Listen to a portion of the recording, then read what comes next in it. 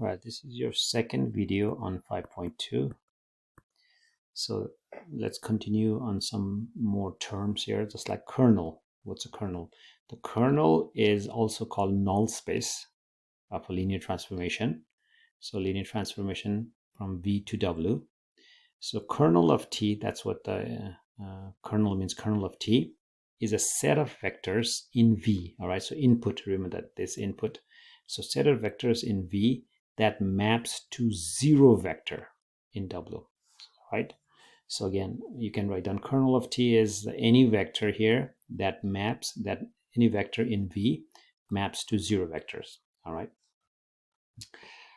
All right, so again, kernel transformation T from V to W here is a linear transformation from the vector space V to W with the kernel of T.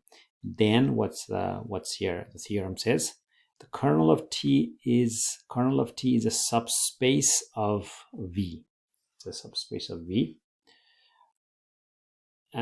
T is injective. If T is injective, then kernel of T is going to be always zero. Or kernel of T is zero, that means if it's only zero vector. So that means if I have, think about it, if I have AX equal to zero, so only X is possible if it is like a two-dimensional. If X is zero vector, that makes it the whole thing zero. That's the only possible vector that makes it the whole thing zero. That means your kernel of T is the kernel of T is zero vector. That means it's injective. Injective means one-to-one. The relation is, the transformation is one-to-one. Okay. So what is a nullity?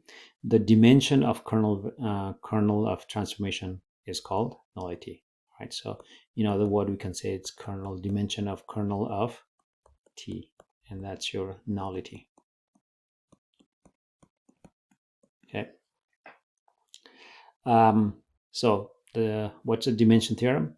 So if the transformation is going from V to W, then nullity of T, the nullity of T means kernel, like a dimension of kernel of T,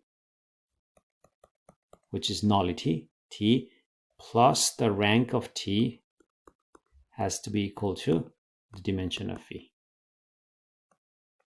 Okay, so let's do some problems here. At least let's do one problem here in this video.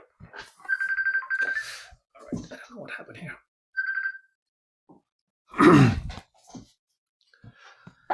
So let's look at number 2 here. Find the kernel for T, like kernel for this T, and your T of X, Y, Z is defined by that. So input is a 3-dimension vector, and then the output is 2-dimension. Okay, so calculate the kernel of T if possible, and describe the kernel of T otherwise.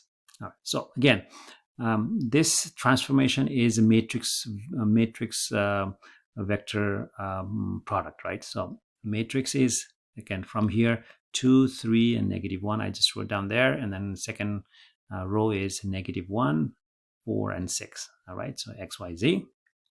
Now what you're going to do is to find the kernel, you look at this matrix A, because that's a transformation, right?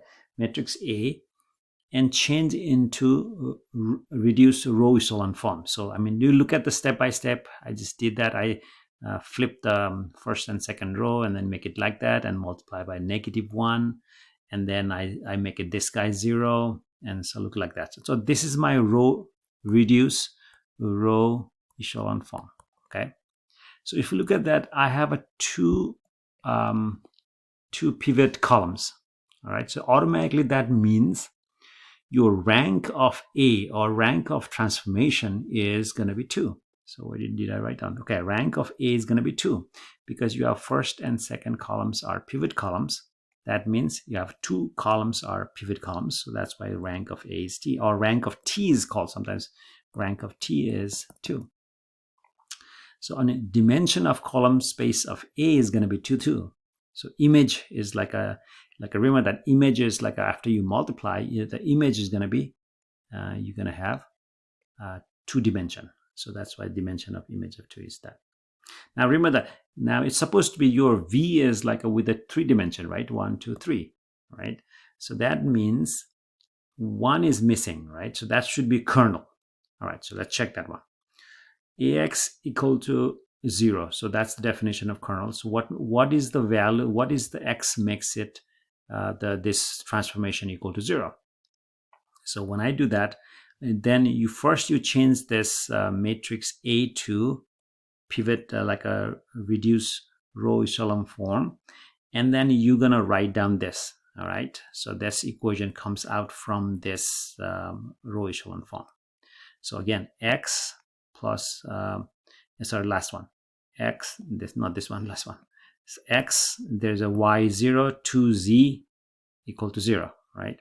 And then again, I mean, I could write down like this, okay, 1 0 -2. I'm just writing that reduced row echelon form, and then xy. And then if I use that one, and then it should be equal to 0 0, because kernel is output is 0 0, right? 0 vector. So if you use that one here, you can see that, and then you can solve for x and y in terms of z, because z is like it's a free variable, right? There's not a pivot there.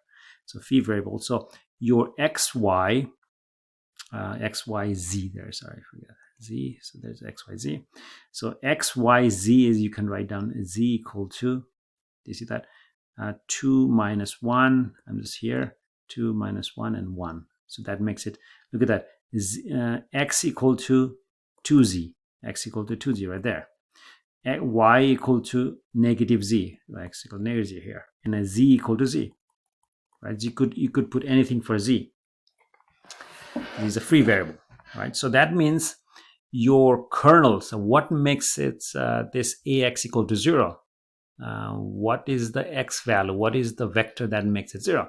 Any multiple of this 2, -1, and 1, 2, -1, and 1. So span of this one. So kernel of t is just the 1, because there is only one vector. Okay. Now again, dimension of v is dimension of kernel of t, which is 1, and then dimension of image of t is 2, so that total is 3, and that's your dimension of v. Okay. I will stop here and I'll do in the next video the next problem.